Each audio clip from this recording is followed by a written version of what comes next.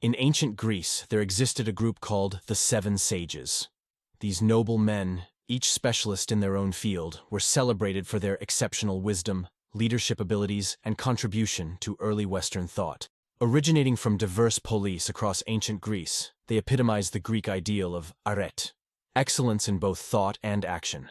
Their teachings, carved into the sacred walls of the Temple of Apollo at Delphi, transcended mere personal conduct, shaping the very foundations of Greek law, governance, and philosophy. The 7th and 6th centuries BC, characterized by the rise of independent city-states, witnessed a transformative era in which oral traditions gave way to written laws and the birth of democratic ideals. In the midst of this intellectual awakening, the Seven Sages emerged as polymaths and contributed to ethics, politics, law, and science. In a country beset by conflict and social upheaval, their wisdom served as a guide and illustrated the need for strong leadership and wise governance at a time that would determine the course of ancient Greek history. The list of the Seven Sages includes Solon of Athens, Cylon of Sparta, Thales of Miletus, Bias of Priene, Cleobulus of Lindos, Pittacus of Mytilene, and Periander of Corinth. First, let's talk about Solon of Athens. Solon was born into a wealthy Athenian family. His wisdom, his eloquence, and his strong commitment to justice helped him to achieve rapid fame. His rise came at a critical time in Athens' existence, which was characterized by economic hardship and social polarization. Income inequality between rich and poor had reached unsustainable levels, and unrest loomed on the horizon. In 594 BC, Solon ran for the office of Archon, the supreme judge. His task was to implement reforms to the legal system aimed at equalizing opportunities while giving citizens participatory rights that would allay their fears or mistrust of rulers who seemed more compliant than accommodating. Solon's reforms were revolutionary in every sense of the word. He eliminated the draconian laws that had been enforced before, which were so egregious they were alleged to have been composed with bloodstains. Instead of them, he devised a set of legislative codes aimed at equalizing the opportunities and empowering the ordinary citizens to participate in decision-making. One of his remarkable initiatives was the exemption of debts and liberation of those Athenians who were in bondage because they owed money. The implementation of these measures aimed not only to uphold social justice, but also to retain the societal structure of Athens, suggesting a pragmatic approach. Solon comprehended that a fragmented society could not endure. Thus, he formulated laws to cultivate solidarity and reciprocal regard among the populace. Next up is Cylon of Sparta, who takes a different but harmonious view compared to Solon's Athenian philosophy. As an important Spartan and member of the Spartan Senate, Cylon's existence and leadership were profoundly influenced by the extraordinary social and political situation of Sparta. The city-state is celebrated for its military supremacy and its simple way of life. Unlike Athens, which was moving towards the principles of democracy and freedom of speech, Sparta adhered to a firm oligarchy based on regimentation, social rank, and military prowess. In this environment, Cylon gained fame not only as a politician, but also as a moral philosopher. His maxims and sayings were specifically aimed at strengthening the Spartan way of life. Cylon was not only a prominent figure in philosophy, he was also of great importance in the political landscape of Sparta. He was credited with improving the Ephorate, a governing body of 5 elected officials that held considerable authority in Spartan governance. The political organization acted as a check against the dual monarchy that ruled Sparta and prevented any single entity from gaining unbridled power. Cylon believed in balance and moderation, which was reflected in his contributions to the Ephorate. His famous saying, "Do not desire the impossible," also summed up these principles. Cylon believed that Sparta's stability and strength were rooted in its balance-based governmental structure, in which authority was divided among different authorities to ensure proper control. Next is Thales of Miletus. Thales was born in the city-state of Miletus, an active center of trade and civilization in Ionia. As a result, he was exposed to a wide range of concepts and ways of thinking from an early age. While Solon was dedicated to law and governance, and Cylon emphasized social discipline, Thales is remembered primarily for his influence on natural philosophy, a field that is now recognized as a science. He was one of the pioneers who proposed that natural phenomena could be understood through universal and identifiable principles, which differed significantly from the widely held view that these phenomena were caused by divine intervention. Thales is known for claiming that all things are primarily made of water. Although this idea may seem simple to today's readers, it was innovative in its time. Thales proposed the idea that a single constituent could serve as the basis for all that exists, introducing an overarching principle that explained the intricacies of nature. Thales' theories were not only speculative, but he was famous for applying them practically. Several advances in geometry and astronomy, including the prediction of a solar eclipse, are attributed to him. The essence of his wisdom is characterized by a combination of theoretical insight and practical ingenuity, which he demonstrated through his ability to use abstract principles to solve real-world problems. The fourth sage is Bias of Priene. Bias, who came from the city-state of Priene in Ionia, became famous for his exceptional moral integrity and impartial nature. Bias's fame differed from that of Thales, who focused on natural philosophy, and Solon and Chelon, whose focus was deeply rooted in governance. Bias gained recognition primarily for his ethical leadership qualities and his ability to resolve conflicts effectively. In a culture where the transmission of wisdom through oral tradition and storytelling prevailed, Bias excelled as an orator whose utterances had the power to captivate and soothe the innermost being. Bias was often summoned to settle complicated legal disputes, and his judgments were known for their impartiality and wisdom.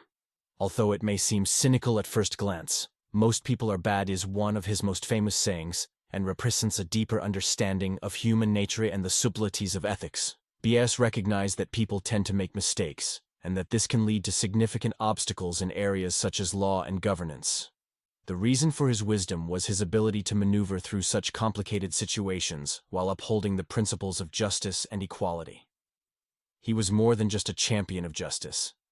He took on the role of a teacher, using his position to impart ethical and moral principles to those around him. The fifth sage is Cleobulus of Lindos. Cleobulus, who came from the city of Lindos, was a native of the island of Rhodes. Cleobulus was not only a handsome face, admired for his physical prowess and good looks. He also possessed the intellect of a philosopher, the skill of a statesman, and the finesse of an accomplished writer. Unlike other sages, who were heavily involved in the governmental and legal structures of their own autonomous regions, Cleobulus ruled Lindos as a tyrant. Nevertheless, his remarkable balance and wisdom as a leader won him great admiration. He ruled with a strong belief in balance, which was reflected in his famous saying, "The best thing is to practice moderation." Moderation was not only a fundamental principle for Cleobulus's rule, but permeated his entire philosophy as a holistic approach to all aspects of life. His reputation rested on his mastery of riddles and poetry. He often used these creative forms of expression to teach the virtues of equanimity and moderation. These activities were not simply recreational pursuits, but teaching tools designed to foster intellectual growth and cultivate ethical values in his community. According to Cleobulus, wisdom was not just an intellectual pursuit, but also involved achieving a balance between the physical, intellectual, and spiritual dimensions of a person as a way of life. His approach to wisdom was all-encompassing, as demonstrated by his style of governance, that aimed to promote a society in which individuals could thrive in terms of their physical and emotional well-being. Next sage is Pittacus from Mytilene.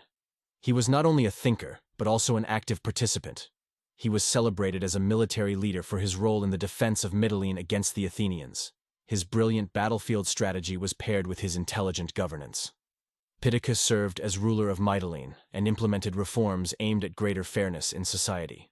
A maxim he is said to have stated, "Know the right moment," sums up well what drives him to action, be it in politics or war.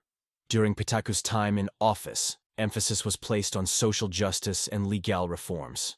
A law that introduced harsher penalties for those who had committed crimes under the influence of alcohol was attributed to him.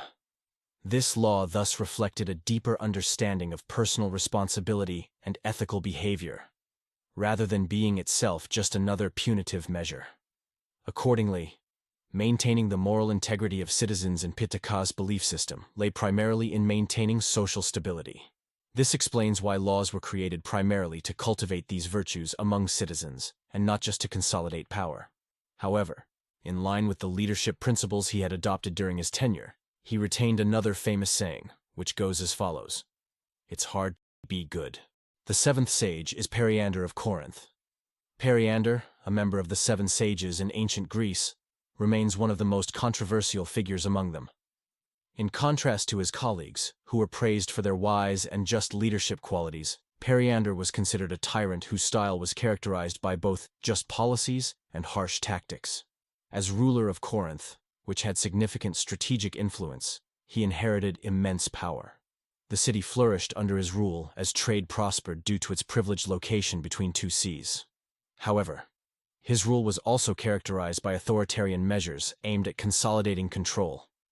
These included famous maxims such as foresight in all things. The complexity of Periander's approach is evident, as he valued intellectuals and artists who thrived in a cultured environment, but at the same time enforced repressive measures against the noble classes or through a heavy tax system against the citizens at large, although these contradictory behaviors maintained public wealth and the stability of the government in general. This balance between tyrannical oppression and enlightenment provoked many mixed reactions from those around him. Admiration and criticism based equally on opinions of how to categorize this ruling figure today, after so much time has passed. The Temple of Delphi, situated in the middle of the rough terrain on Mount Parnassus, was a sacred place in ancient Greece. It served as an important spiritual center where people sought advice from Apollo's mouthpiece, the oracle. In addition to prophecies, the temple also served as a repository for timeless knowledge within its walls, including sayings of the 7 sages. These sayings, such as "know thyself" and "nothing in excess," were not just simple words, but became cornerstones of Greek philosophy that reached far beyond time. By engraving these principles in the temple, their wisdom became a divine guide not only for individuals striving for morality, but also for statesmen who shaped society, with such enduring values borrowed from antiquity.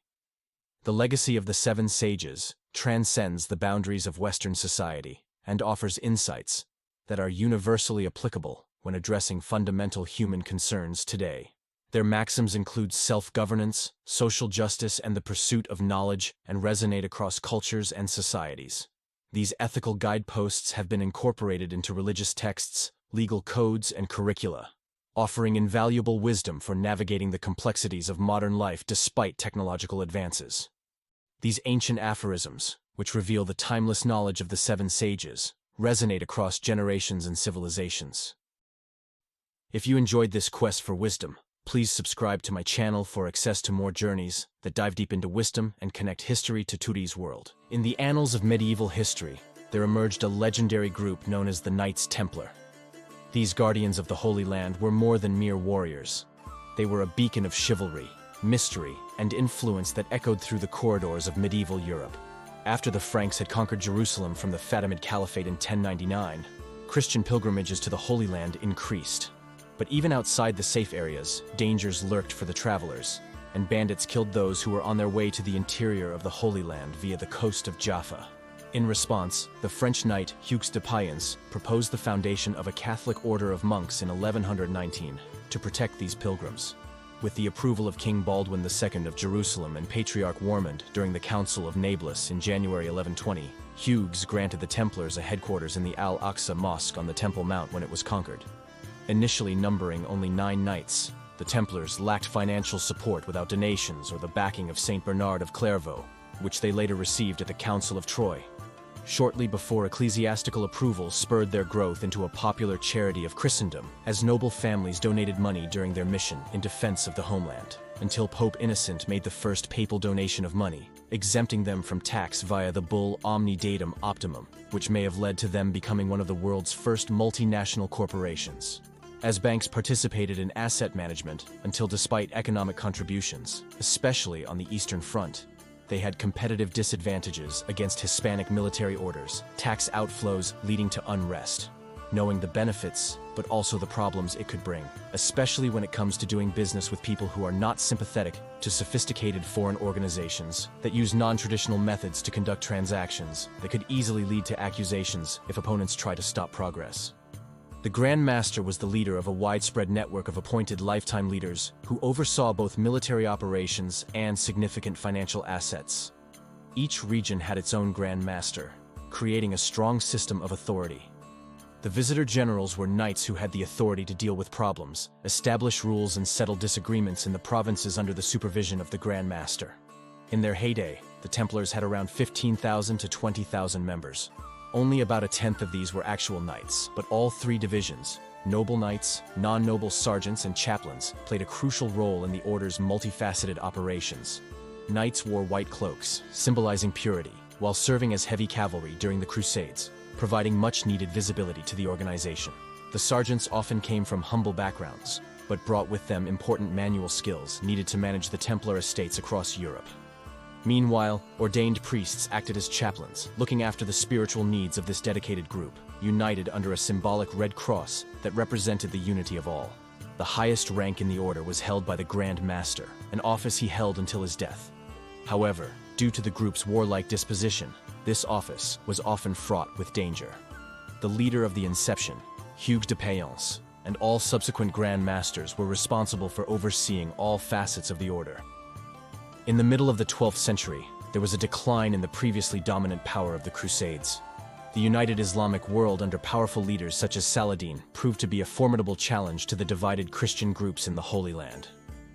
Conflicts within the Christian military orders contributed to a weakened position, and occasional disagreements with other factions such as the Knights of St. John and the Teutonic Order added to the stress. After setbacks in campaigns such as the Battle of Hattin, in which Muslim troops captured Jerusalem in 1187, the challenges continued. Although Jerusalem was briefly recaptured by Frederick II, the Holy Roman Emperor, in 1229, it changed hands several times as the Templars' influence waned over time. Although they moved their headquarters north to cities such as Acre due to some later losses, until they finally lost their last foothold in the region around 1291 AD when many problems arose.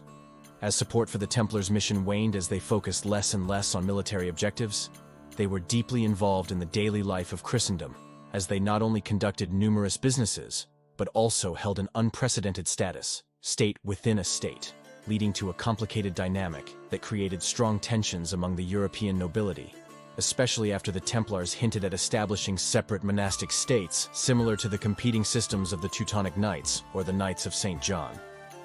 The Knights Templar, guardians of a vast financial empire, left a lasting impression through their architecture, both on the battlefields and in modern organizations.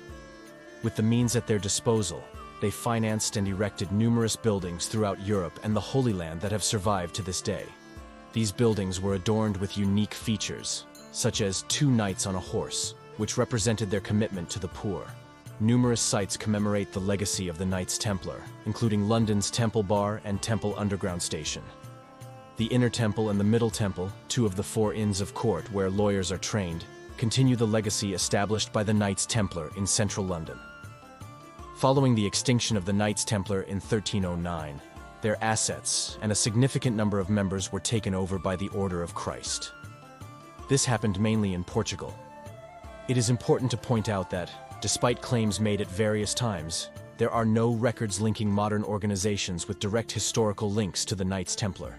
Temperance movements were influenced by the International Order of Good Templars, which modeled themselves on the temperance practices of the historical Knights Templar.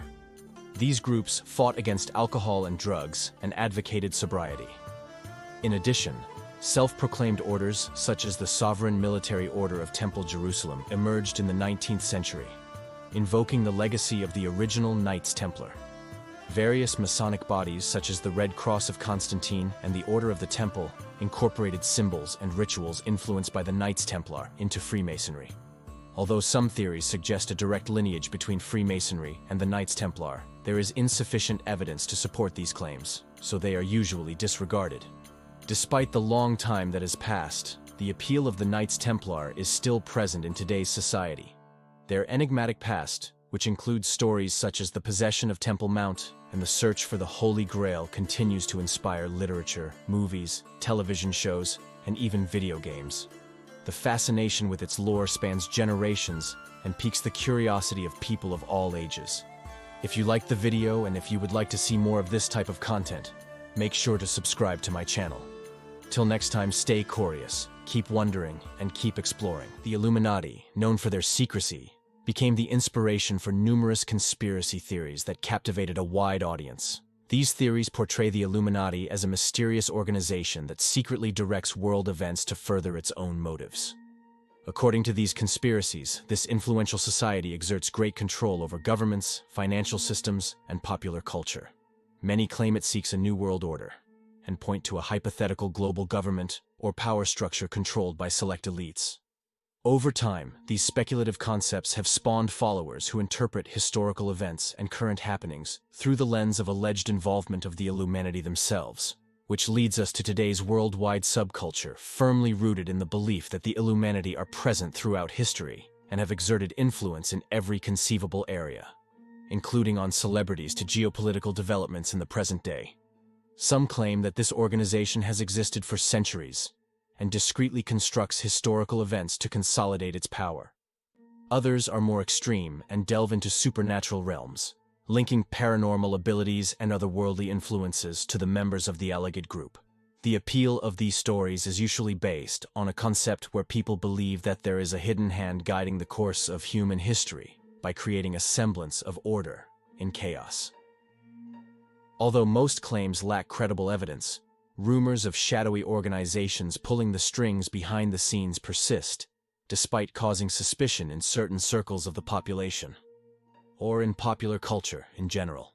On May 1, 1776, the academic scholar Adam Weishaupt founded the Bavarian Illuminati, which is often linked to various conspiracy theories throughout history. As a professor at the University of Ingolstadt in Germany's Bavaria region, Weishaupt aimed to promote Enlightenment principles and confront prevalent political and religious suppression during his time. The group name Illuminati derives from its dedication towards intellectual illumination and pursuit of knowledge as evidenced by its Latin root term illuminatus, meaning enlightened or illuminated. Led by Weishaupt, the group's primary objective was to bring about political transformation through infiltrating established power structures. Inspired by Enlightenment ideals such as rationality, non-religious values, and a focus on humanity, Bavarian Illuminati intended on challenging traditional authorities for a more equal society. Despite their secretive endeavors towards progressive reformations, they gained opposition from right-wing sectors in Bavaria who disapproved of their actions and views. Discussions about the Illuminati and their conspiracy theories often revolve around the Eye of Providence, a symbol surrounding an eye in a triangle with rays of light. This emblem is often associated with the all-seeing eye, which is depicted in a pyramid motif that appears throughout Illuminati symbolism. This symbol not only appears on the back of the Great Seal of the United States of America, but also represents divine providence or enlightenment. Conspiracy theorists sometimes interpret this symbol as evidence that shadowy and influential organizations such as those of the Illuminati exert control over world events by manipulating events from covert positions behind closed doors. The combination of the all-seeing eye and the pyramid is commonly seen as a symbolic representation of hierarchical power structures. The top or capstone symbolizes the enlightened elite who hold higher positions in society, according to this interpretation. Triangles and pyramids convey more than just the presence of an all-seeing eye. They are widely seen as symbolizing the dominance of the Illuminati through their clearly defined structure. A common hypothesis is that certain individuals control the minds of the masses from an obscure position within the organization, while secretly determining global developments for personal gain. In addition, the Illuminati are sometimes associated by conspiracy theorists with an owl, which they see as a symbol of intelligence and confidential information.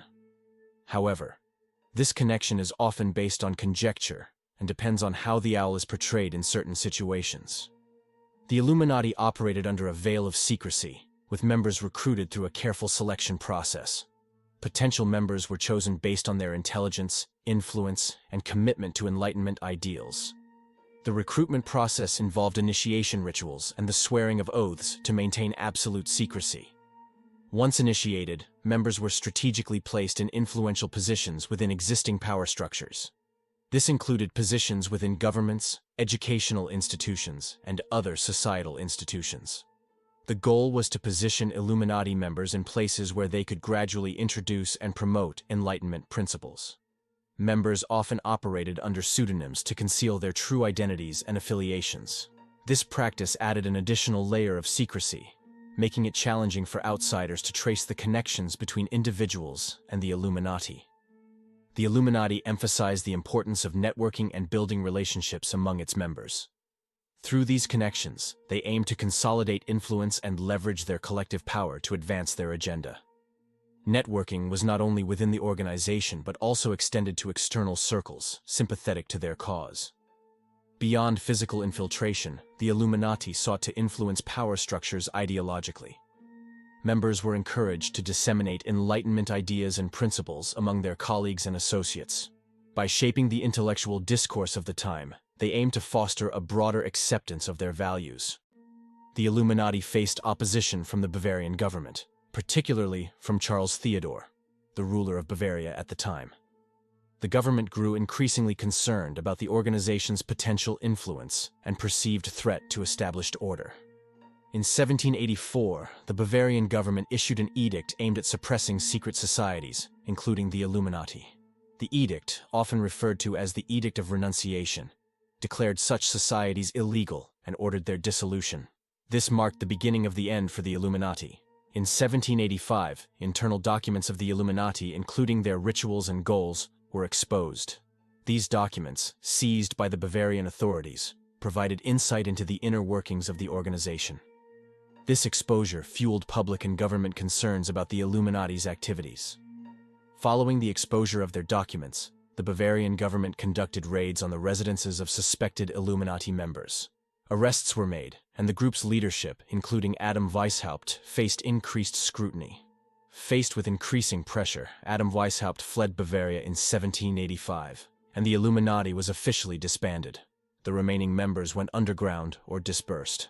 Many of them faced banishment, and some went on to have successful careers in various fields, while others continued to participate in secret societies. Illuminati conspiracy theories form a captivating and enduring narrative that has permeated popular culture for centuries. Rooted in the notion of a clandestine, elite group wielding unparalleled influence, these theories allege that the Illuminati manipulates global events to serve their own interests. The overarching claim revolves around the pursuit of a new world order, where the Illuminati is believed to orchestrate a single, totalitarian government that controls every facet of human existence. This narrative hinges on the idea that behind the scenes, a shadowy cabal is intricately shaping the course of history, pulling strings in the realms of politics, finance, and societal development. A central tenet of these conspiracy theories involves the interpretation of symbols and hidden messages believed to be embedded in various aspects of daily life. Allegedly, these symbols, such as the all-seeing eye, pyramids, and triangles, serve as coded communication that marks the Illuminati's influence on global affairs. The prevalence of such symbols in corporate logos, currency designs, and popular culture is often cited as evidence supporting these theories.